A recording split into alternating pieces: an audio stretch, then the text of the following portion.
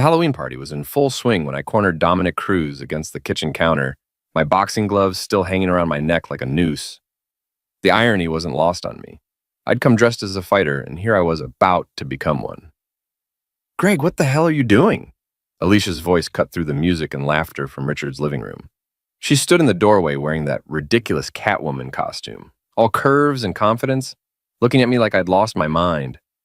Maybe I had. Just having a chat with Tarzan here, I said, not taking my eyes off Dominic. He was sweating through his leopard print, and it wasn't from the heat. About boundaries and respect, and keeping your hands off other men's wives. Dominic tried to laugh it off, but his voice cracked. Come on, man. We're just friends. Right, Alicia? The way he said her name, like he owned it, like he'd been practicing it in the mirror, made my jaw clench. I'd heard that tone before in the background of her phone calls, in the way she'd started saying his name at dinner. Dom this, Dom that. Never Dominic anymore. Always Dom, like they had their own private language. Greg, you're embarrassing yourself, Alicia hissed, stepping closer. Her perfume hit me, the expensive stuff she only wore for special occasions. Funny how our anniversary last month hadn't qualified as special, but Richard's Halloween party did. Am I? I turned to face her, and something in my expression made her step back. Because from where I'm standing, I'm not the one who should be embarrassed. The kitchen had gone quiet. Richard's wife, Nikki, stood by the sink, pretending to wash dishes that were already clean. John Lopez, Superman cape draped over his shoulders, had stopped mid-drink to watch the show. Even the music from the living room seemed muted. What's that supposed to mean? Alicia's voice had that dangerous edge I knew well, the one that usually made me back down and apologize for whatever I'd done wrong this time. Not tonight. It means I've got eyes, sweetheart, and ears, and I'm not as stupid as you both seem to think I am. Dominic finally found his voice. Look, Greg, I think you've had too much to drink. Maybe you should. Maybe I should what? I stepped closer and he flinched. For a guy who spent half his life at the gym, he sure didn't like confrontation when he couldn't bench press his way out of it. Maybe I should keep pretending I don't know what's going on. Keep playing the fool while you two play house? Greg? Alicia's face had gone pale under her makeup. You don't know what you're talking about, don't I? I pulled out my phone, thumb hovering over the voice memo app. Because I've got some interesting recordings here. Want to hear them?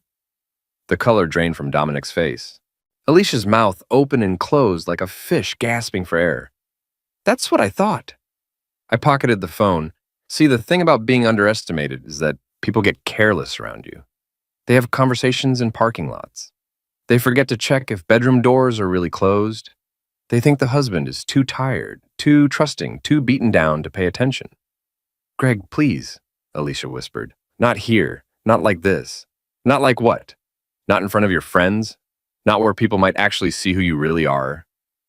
I laughed, but there was no humor in it. When exactly would be a good time for you, Alicia? When would it be convenient for me to call you out for screwing my friend's husband? The slap came fast, but I saw it coming. 12 years of marriage teaches you to read the signs. I caught her wrist before her hand connected with my face. Don't, I said quietly. You've done enough. That's when Dominic made his mistake. He grabbed my shoulder, trying to pull me away from her. I turned and hit him. Not with the gloves, those were just for show. With my bare fist, putting 38 years of frustration and 15 years of amateur boxing behind it. He went down hard, taking Richard's kitchen island decorations with him. Plastic pumpkins scattered across the floor like orange tumbleweeds. The crash brought everyone running. Richard appeared first, still wearing his vampire cape, followed by half the party. Susie Cruz pushed through the crowd, her witch costume billowing, and dropped to her knees beside her husband. What did you do? She screamed at me. What did you do to him? I looked down at Dominic, groaning on the floor among the fake cobwebs and scattered candy corn. Then I looked at Alicia, tears streaming down her face, black mascara creating perfect tracks through her foundation. I gave him what he deserved, I said, and this is just the beginning. I walked out of that kitchen, through the crowd of costumed gawkers, past the jack-o'-lanterns grinning from every surface. Behind me, I could hear Alicia sobbing, Susie shrieking, and Dominic trying to explain to Richard why his kitchen looked like a Halloween explosion. The cool October air hit my face as I stepped onto the front porch. Across the street, I could see Mrs. Henderson's curtains twitching. By morning, the whole neighborhood would know that Greg Ford had finally snapped. They had no idea how right they were. 3 days later, I was sitting in Murphy's Tavern, a dive bar on the wrong side of town, where the beer was cheap and the questions were cheaper. The bartender, Karen, had stopped asking if I wanted another round after the fifth one. She just kept them coming, like she understood that some nights required professional-level drinking. My phone had been buzzing all afternoon.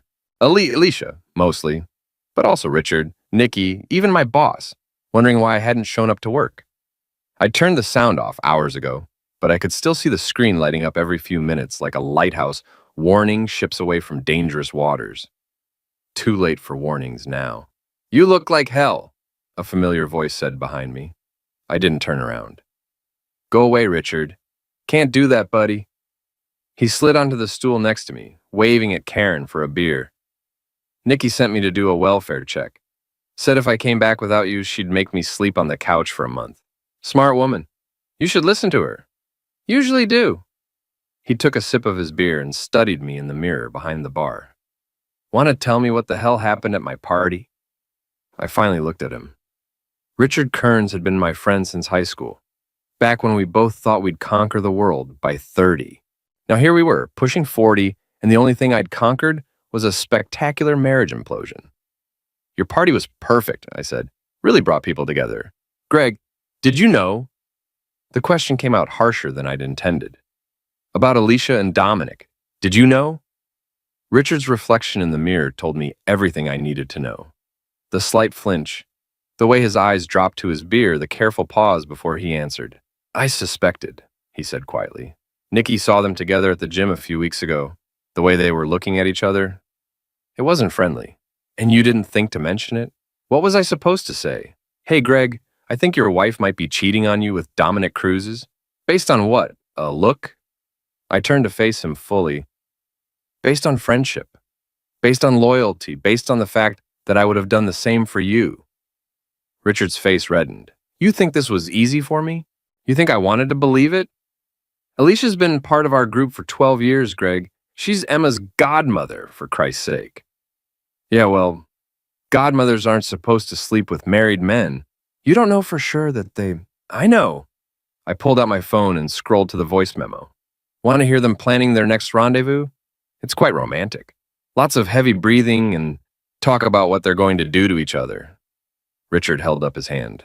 "I don't need to hear it." "No, you do." I hit play. Alicia's voice filled the small space between us, breathy and excited. "Dom, we can't keep doing this. What if Greg finds out?" Dominic's laugh was low and confident. "Greg? He's too busy feeling sorry for himself to notice anything. And besides, what's he going to do about it? The guy can barely handle managing a restaurant, let alone handling me. Still, maybe we should tell Susie. Susie already knows. She's fine with it. Says it keeps me happy at home." Richard's face went white. "Jesus, Greg, I'm sorry." I turned off the recording. "Yeah, me too." We sat in silence for a while, nursing our beers and watching ESPN highlights on the TV above the bar. Finally, Richard spoke. "What are you going to do?" I thought about it, really thought about it. The old Greg would have gone home, confronted Alicia, probably ended up apologizing somehow for not being enough for her. The old Greg would have tried to work it out, maybe suggested counseling, definitely blamed himself for whatever was missing in their marriage. But the old Greg had died in that kitchen 3 nights ago, somewhere between the voice recording and the sound of Dominic's head hitting the floor. "I'm going to destroy them," I said. Richard nearly choked on his beer. "What? You heard me. They want to play games? Fine, but they're playing by my rules now. Greg, come on. You're angry, I get it, but this isn't you. You're not vindictive." "Funny thing about betrayal," I said, finishing my beer. "It has a way of bringing out sides of yourself you never knew existed." I stood up, threw some cash on the bar, and headed for the door. Richard called after me, but I didn't stop. Outside, the October air was crisp and clean. Nothing like the stale atmosphere of Murphy's or the suffocating tension of my marriage. I had work to do. The thing about revenge is that it requires patience. The old Greg would have charged in like a bull, all emotion and no strategy. But the new Greg, the one who'd been forged in the fire of public humiliation, understood that the best revenge is served systematically, methodically, and with surgical precision. I started with research. Dominic Cruz worked as a foreman at Patterson Manufacturing, a mid-sized factory that made automotive parts. He'd been there 8 years, worked his way up from the floor, and by all accounts was good at his job. He was also, according to the company's social media policy and employee handbook, prohibited from engaging in any behavior that might reflect poorly on the company's reputation.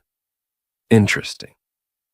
I spent my lunch break on Tuesday sitting in my car outside Patterson's employee entrance, watching the shift change. Dominic emerged at 3:15, laughing with a couple of other guys, his hard hat tucked under his arm. He looked relaxed, confident, like a man who thought he'd gotten away with something.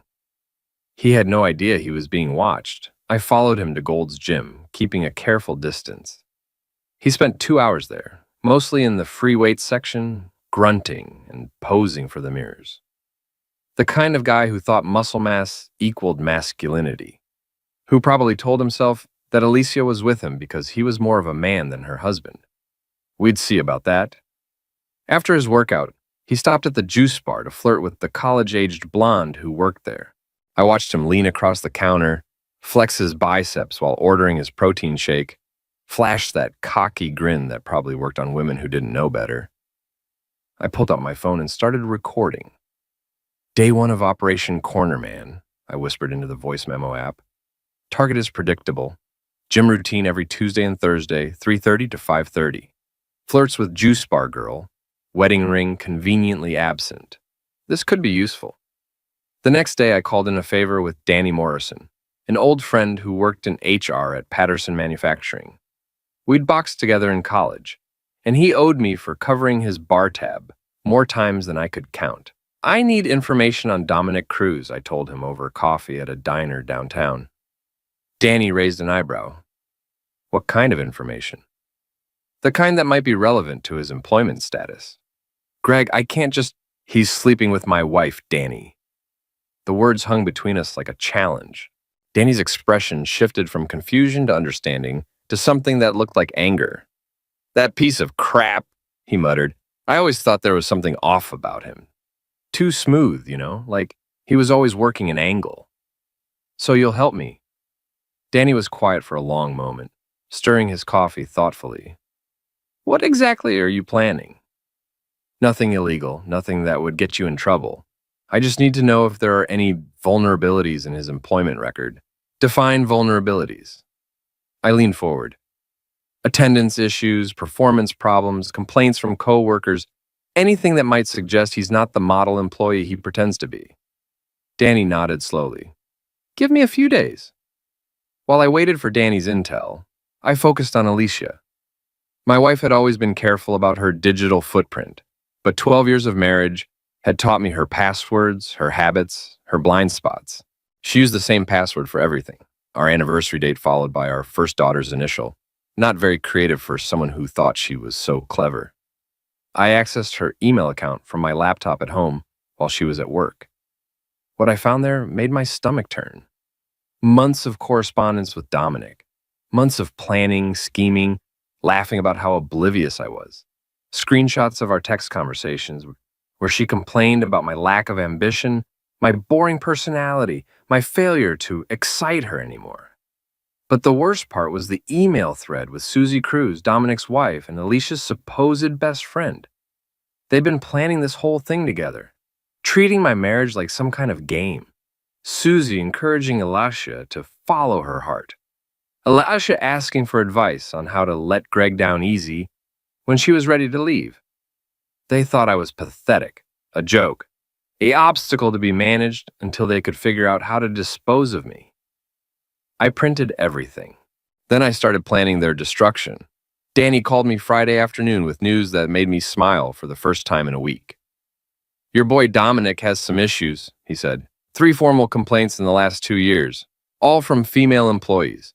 Nothing that rose to the level of maltreatment charges, but enough to create a pattern. What kind of complaints? Inappropriate comments, unwanted touching, nothing major, just shoulder rubs and the like, but still unwanted. And he's been warned twice about using company equipment for personal business. What kind of personal business? Apparently, he's been using the company's 3D printer to make custom weightlifting accessories, selling them online, technically theft of company resources. I felt that familiar surge of adrenaline I used to get before stepping into the boxing ring. How would someone go about reporting additional concerns about his behavior? Hypothetically, they'd file a complaint with HR if there were evidence of policy violations, especially involving company resources or inappropriate behavior toward female employees. It would trigger an investigation.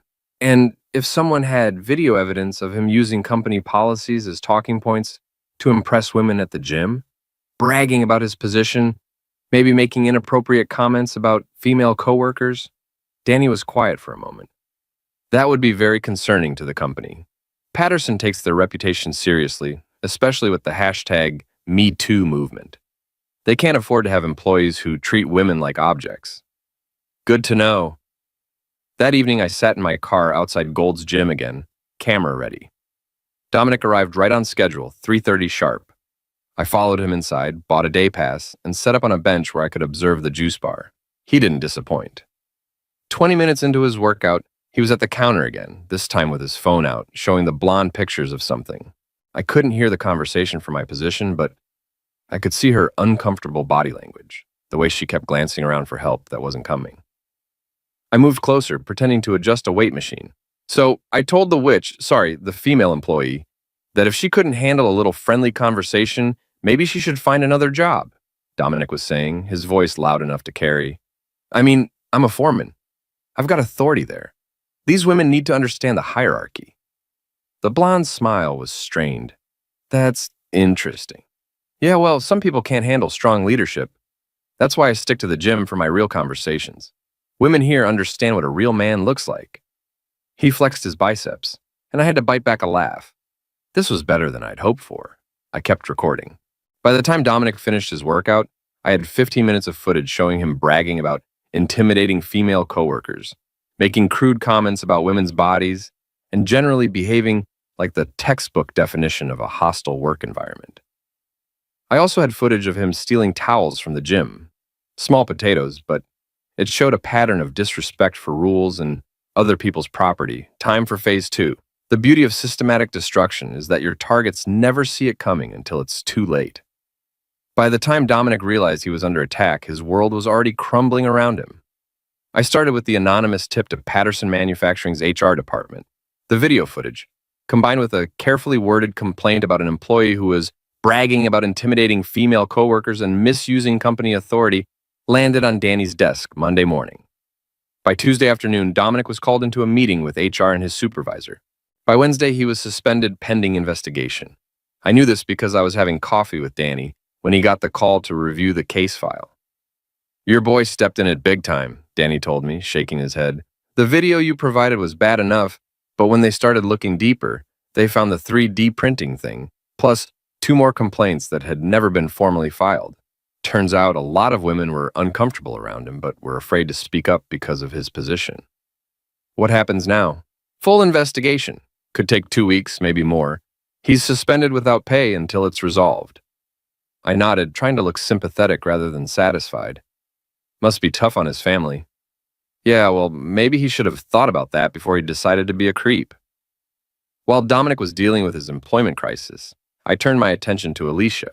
My wife had always prided herself on her social standing, her reputation in our circle of friends. She was the one who organized the dinner parties, who remembered everyone's birthdays, who positioned herself as the moral center of our group. Time to shatter that image. I started small, a few carefully placed comments to mutual friends about how stressed Alicia had been lately, how she'd been acting strange and spending a lot of time away from home. Nothing accusatory, just concerned observations from a worried husband. Then I escalated. The email thread between Alicia and Susie, where they discussed their affair strategy, somehow found its way to Nikki Kearns. I'd printed it out and left it in her mailbox with a note. Thought you should know what your friends really think of their marriages. Nikki called me within an hour. Greg, what the hell is this? What does it look like? It looks like Jesus, Greg. How long has this been going on? Months, maybe longer. I'm still piecing together the timeline. There was a long pause. Then, what do you need me to do? That was the thing about real friends. They didn't ask if you were sure, or if you wanted to work things out, or if you were prepared for the consequences. They asked what you needed. I need everyone to know who they really are, I said. I need them to face the consequences of their choices. Consider it done. Nikki was better at gossip than I was. By Friday, half our social circle had seen the emails. By Saturday, Alicia was getting cold shoulders at the grocery store and canceled invitations to events she'd been planning to attend. But the real masterpiece was still to come. Sunday morning, Alicia left the house early for her yoga class. Or at least that's what she told me. I knew better. Sunday mornings were when she and Dominic met at the Marriott downtown, thinking they were being clever by using cash and fake names. I followed her. The hotel parking lot was perfect for surveillance. Lots of cars, multiple exit points, clear sight lines to the main entrance. I parked 3 rows away and waited. Alicia arrived first, looking nervous and excited. She kept checking her phone, smoothing her hair, adjusting her outfit. The anticipation of seeing her lover was written all over her face. Dominic showed up 10 minutes later, looking less enthusiastic than usual. The suspension was weighing on him, I could tell. His shoulders were slumped, his usual swagger absent. They met at the entrance, and I watched my wife throw herself into another man's arms with an enthusiasm she hadn't shown me in years. I started recording again. They spent 2 hours in that hotel room. 2 hours during which I sat in my car, planning the final phase of their destruction. When they finally emerged, they looked relaxed, satisfied, completely unaware that their secret was about to become very public.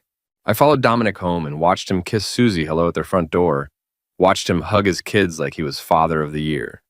The hypocrisy was breathtaking. Then I followed Alicia home and watched her do the same thing.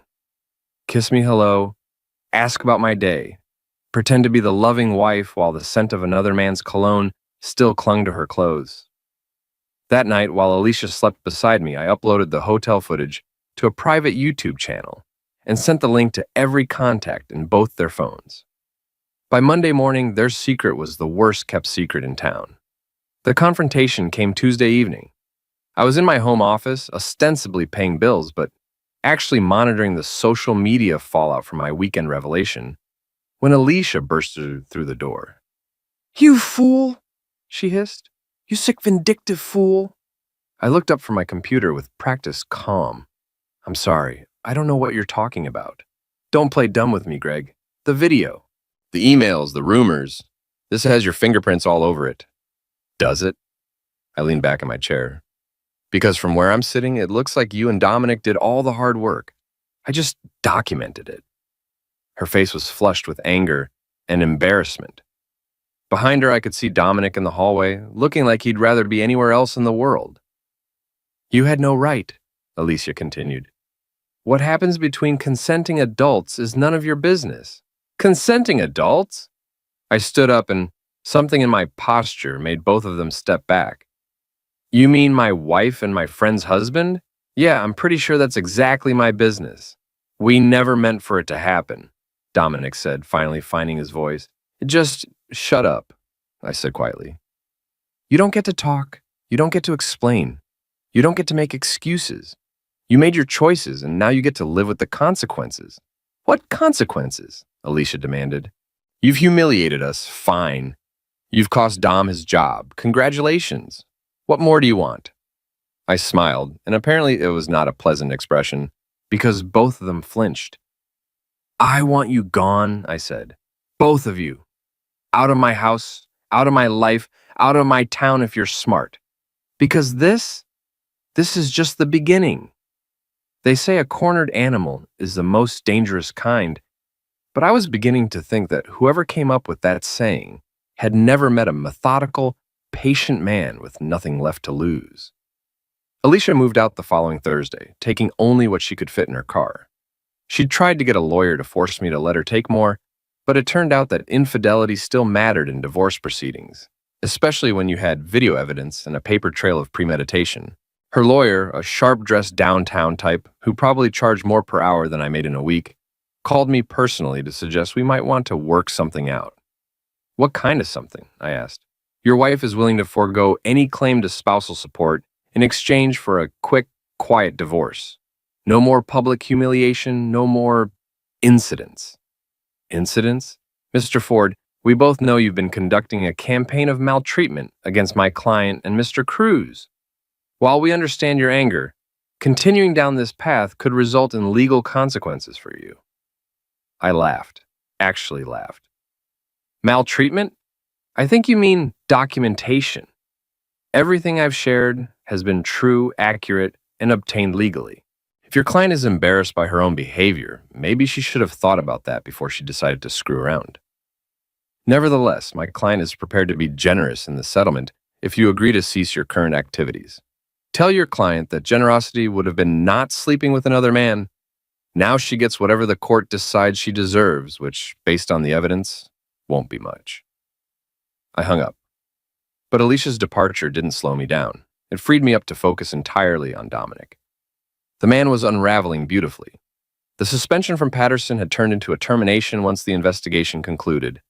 3 more women had come forward with complaints, and the company decided they couldn't risk keeping him on. Susie had kicked him out of their house after the hotel video went viral. She'd filed for divorce and was seeking full custody of their kids, citing his pattern of deception and infidelity as evidence that he was an unfit father. He was staying at a cheap motel on Route 9, the kind of place that rented rooms by the week and didn't ask too many questions about why you needed one. I knew this because I'd been watching him. The thing about surveillance is that it requires patience and attention to detail. 2 qualities that my boxing training had ingrained in me. You watch for patterns, you note weaknesses, you wait for the perfect moment to strike. Dominic's pattern was depressingly predictable. He'd wake up around noon, drive to whatever construction site was hiring day laborers, work for 8 or 10 hours, doing grunt work for half what he used to make, then spend his evenings at Murphy's Tavern, drinking away his sorrows. It was at Murphy's that I decided to make my final move. I walked in on a Thursday night, 3 weeks after the hotel video had destroyed his life, and found him exactly where I expected.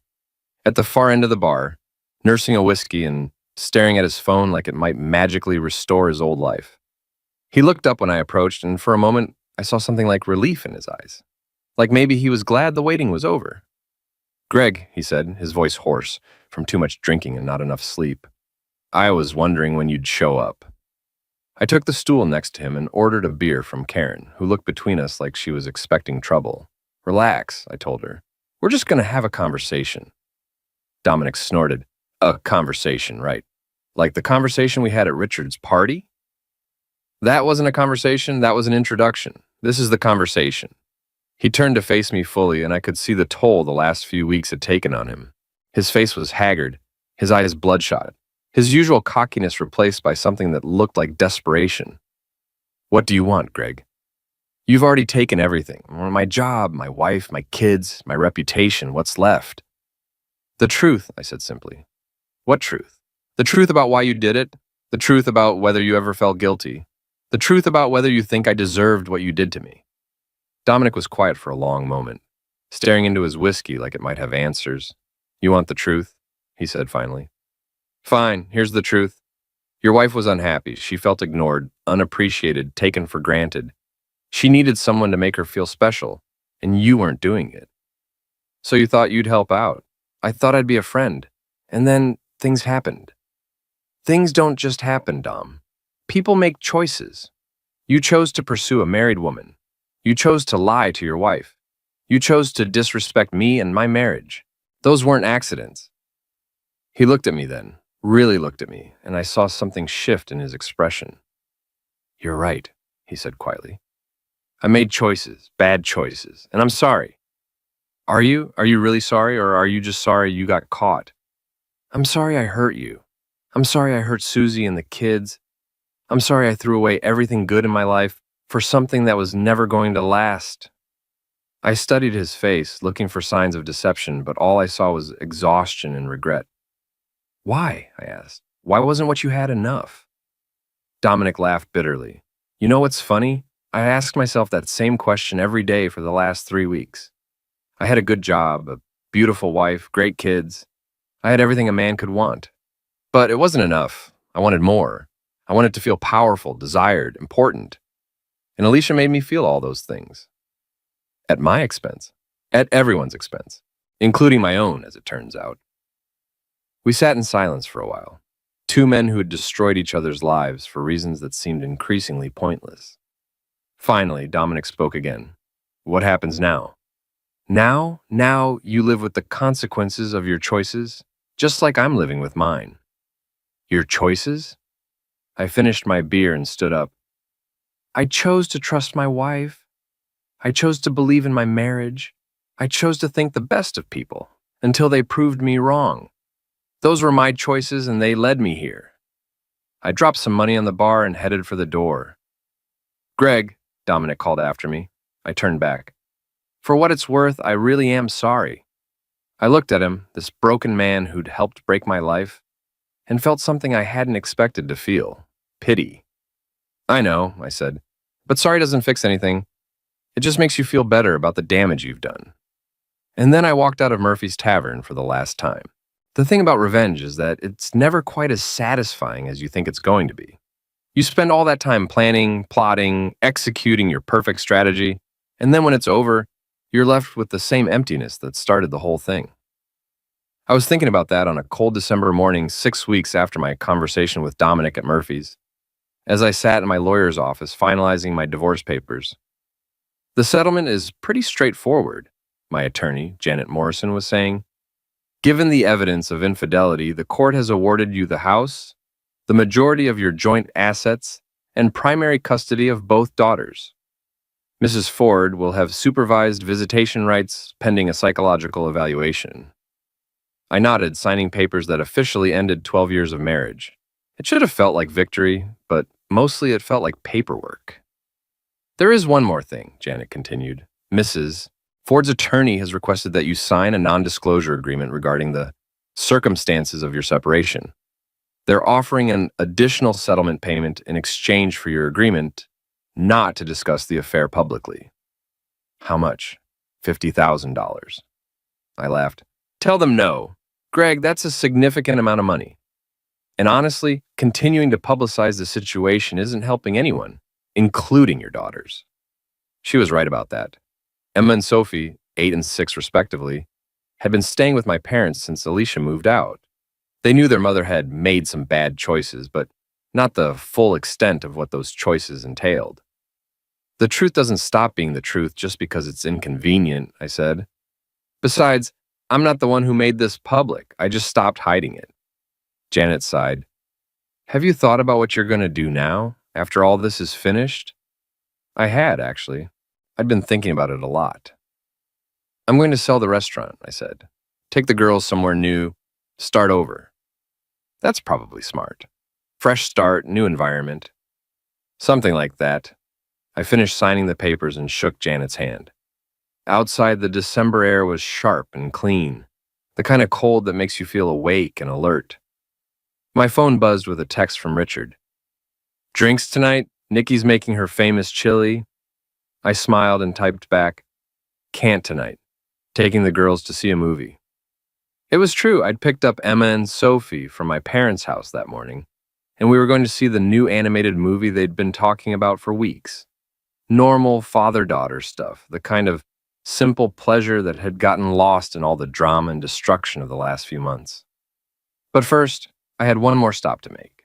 The Patterson manufacturing parking lot was mostly empty at 3 p.m. on a Tuesday, just a few cars belonging to the office staff who worked later shifts. I parked near the employee entrance and waited. At 3:15, Danny Morrison emerged from the building, looking tired but satisfied. He spotted my car and walked over. Hey, stranger, he said, leaning against my passenger door. How's civilian life treating you? Can't complain. You? Same old, same old. Although things have been quieter since your boy Dominic left. Turns out he was causing more problems than anyone realized. Speaking of which, I wanted to thank you for your help with all that. Danny shrugged. You would have done the same for me. Besides, guys like that give the rest of us a bad name. Still, I appreciate it, and I wanted you to know I'm done. No more revenge plots, no more surveillance, no more anything. It's over. Danny studied my face. You sure about that? Because word around town is that Dominic's been having a rough time of it. Some people might say he's suffered enough. Some people might be right, but that's not my problem anymore. What is your problem? I thought about it, figuring out how to be a single father, helping my daughters understand that sometimes people make bad choices, but that doesn't mean the world is a bad place. Learning how to trust people again without being naive about it. That's a pretty ambitious list. Yeah, well, I've got time. Danny nodded. For what it's worth, I think you handled this whole thing better than most guys would have. You could have done a lot worse. I could have done a lot better too. Maybe. But you did what you needed to do to protect yourself and your kids. That's not nothing. I started my car. I should go. Movie starts in an hour, and I promised the girls popcorn and candy. Sounds like a good night. Yeah, it does. I was pulling out of the parking lot when I saw him, Dominic Cruz, walking across the street with a toolbox in his hand and paint stains on his clothes. He looked older, thinner, worn down by months of consequences and regret. For a moment, our eyes met through my windshield. He raised his hand in what might have been a wave or might have been a gesture of surrender. I nodded once, an acknowledgement of our shared destruction and mutual survival. Then I drove away. Emma and Sophie were waiting for me at my parents' house, bouncing with excitement about the movie and talking over each other in that way kids do when they're happy and safe and loved. Daddy, can we get the big popcorn? Emma asked as I helped her into her car seat. Can we get candy too? Sophie added. We can get whatever you want, I told them. It's our night. As we drove toward the theater, Emma asked the question I'd been dreading. Daddy, is Mommy ever coming home? I looked at her in the rearview mirror, my beautiful, innocent daughter, who deserved better than the mess her parents had made of their marriage. No, sweetheart. Mommy's going to live somewhere else now. But you'll still see her, and she still loves you very much. Did you and Mommy have a fight? Something like that. Are you sad? I thought about it. Was I sad, angry, relieved, all of the above? Sometimes, I said finally. But I'm also happy. Why? Because I get to spend more time with you and Sophie. Because we get to have adventures together. Because we get to figure out what comes next. Sophie piped up from her car seat. What comes next? I smiled, pulling into the theater parking lot, where families were walking hand in hand toward the bright lights and the promise of 2 hours of uncomplicated entertainment. I don't know yet, I said, but I think that's the best part. As we walked into the theater, Emma on my left and Sophie on my right, I felt something I hadn't experienced in months. Peace. Not the peace of revenge completed or justice served, but the peace of a man who had faced the worst parts of himself and others and had chosen to keep moving forward. The corner man, it turned out, wasn't just someone who helped fighters between rounds. Sometimes he was the fighter himself, bloodied but still standing, ready for whatever came next. Behind us, the December night was cold and dark. Ahead of us, the theater was warm and bright with possibility. We walked toward the light.